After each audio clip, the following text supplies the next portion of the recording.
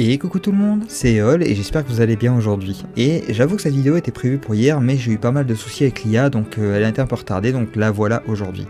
J'espère que vous allez pouvoir passer un bon moment devant, et c'est parti.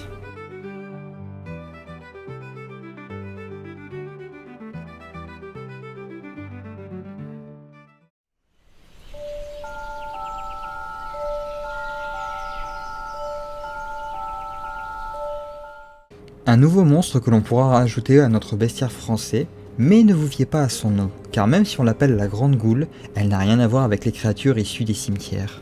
En réalité, elle ressemble même pas mal à la toute première créature vue dans nos histoires. Un dragon, ressemblant à un serpent avec deux pattes avant, et dont le corps est surmonté de deux ailes immenses. À l'image du Graouli de Metz, la seule différence étant sa queue semblable à une pince, oh, et aussi le fait que la bête sache nager, ce qui en fait une créature redoutable.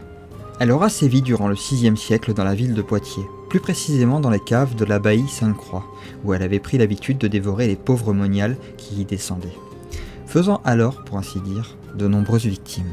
Car la Grande Goule ne vivait pas sur place, mais se déplaçait bien en souterrain afin de pouvoir rejoindre son véritable repère se trouvant sous la Clain, lorsqu'il y avait une montée des eaux, et inversement, pour y rejoindre les caves et souterrains, ce qui la rendait assez dure à attraper.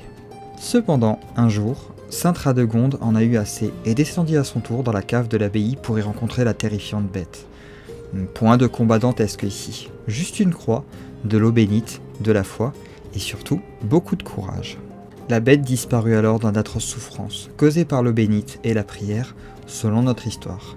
Mais il existe une petite variante, car on prétend également que la créature n'aurait pas été terrassée par la sainte, mais par un condamné à mort.